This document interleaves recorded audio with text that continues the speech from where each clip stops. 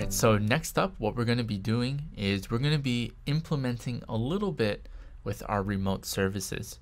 So our remote services are the implementation classes that we see over here on the left hand side, just without the word local. So assignment service impl, submission service impl are our remote services. So let's head back down to our snippet section. So scrolling down, I left it open this time around, right, just to make our lives a little bit easier. Again, I'm going to try to be neat here. I'll go ahead and remove the submission local service impl, and we'll exit out. And then I'm going to open up the assignment service impl. So this is the text file or the snippet. So once you have the assignment service impl already loaded up, go ahead and highlight everything. We'll copy it. I like to use Control-C, and then we're going to head back up, and we're going to be selecting that assignment service impl. Once you're inside of assignment service impl, go ahead and highlight everything, remove or delete what's highlighted, and then paste the snippet. Luckily for us, this time around, we're not going to be doing anything, no sort of coding here. So very good. So again, the remote services are typically used for permission checking. You can think of it as a wrapper or a facade over the actual local services. So you'll see here, for example, here on line 50, 58, and so on, that the add assignment at the remote service in reality is just calling the local service API. We have a couple comments here just letting us know that we're going to be implementing permission check here a little bit later. So nothing needs to be done here. Go ahead and save the file. Let's go ahead and scroll back down to our snippets. All right, looking for our snippets. And we're going to do the same thing for the submission service impl. So I'll go ahead and open up the submission service impl. We'll highlight everything like so. And then scrolling back up, and we're going to navigate over to the submission service impl. So I'll go ahead and open up submission service impl, and same steps here. Highlight everything, delete it, replace it with what we've just pasted. Same story, no need to worry about any sort of implementation. A lot of methods here are already implemented for us, so good to go. Again, whenever we modify our implementation classes, we are always going to rerun Service Builder. So let's go ahead and do just that. So over here on the right hand side with my Gradle tasks, I'll double click Build Service one more time. And it's going to generate or build out the implementations, update the API. So there's the writing of the Gradebook API, as well as the Gradebook API once again, that time for the submission. So very good. Now the next thing we're going to do is we're just going to deploy, and then we're going to do a little bit of testing with our remote services. We'll kind of play around with them a little bit. So there's two different ways to deploy. You can either use the deploy command, or you can drag and drop.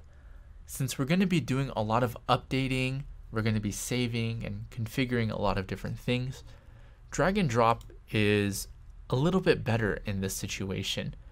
When you're in production though, we generally recommend to use the Gradle task to deploy. So the drag and drop again is using what we call the shell install, and then the Gradle task is using the file install. Right, so here in our development environment, it's safe to use this, but in production, make sure you consider the pros and cons.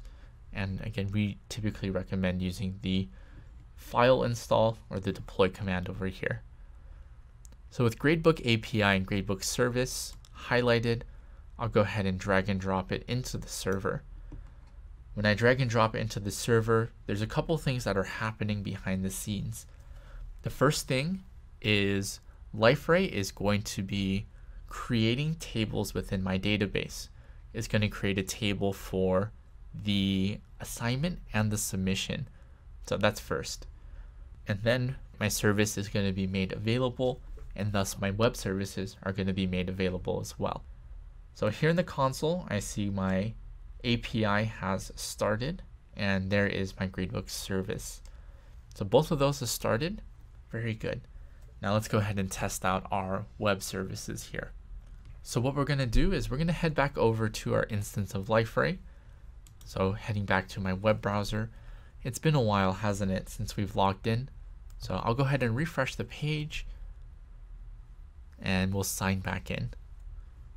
So once the page is refreshed, heading up to sign in up here at the top right, test@liferay.com, password is test.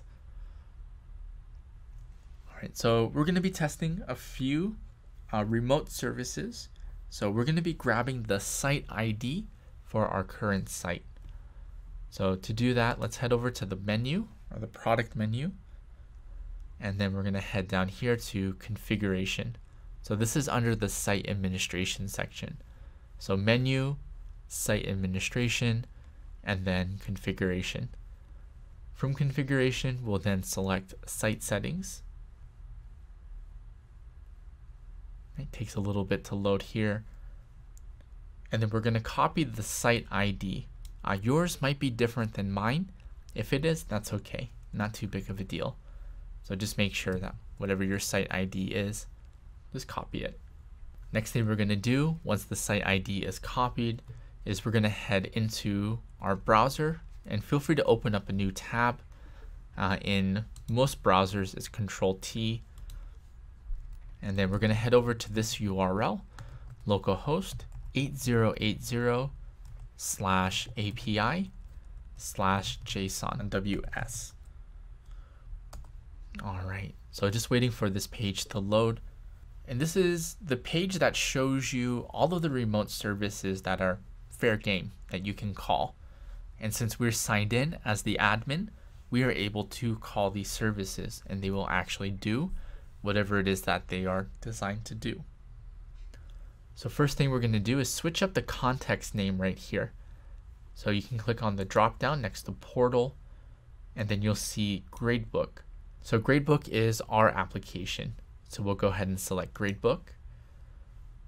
And then it's going to show us all of the methods that we're able to call. So now that we're here in the gradebook context section, you can actually invoke all of these services here. Right? So for example, if I wanted to add an assignment, I can do so. We can click on add assignment, head down here, and then fill out everything that's necessary. Right? You can do the same thing for delete assignment, for your submissions, and so on. Since we're signed in as the admin, this will work.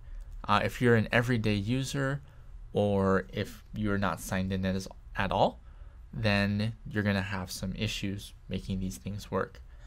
So we're going to be copying a couple of scripts from our solutions, from our snippet section. And what I'm going to do here is I'm going to open up my JavaScript console. So let me hit the right key here, the F12 key here in Chrome. And then we're going to head over to my console here. Right. So I'll head back over to Developer Studio. And I'm going to go into my snippets. Right. We have these JSON elements here. So let's go ahead and add an assignment just to make it easy here. Right. So I'll copy this. And then we'll head back over and paste within my console, execute the function, and we see I have created an assignment.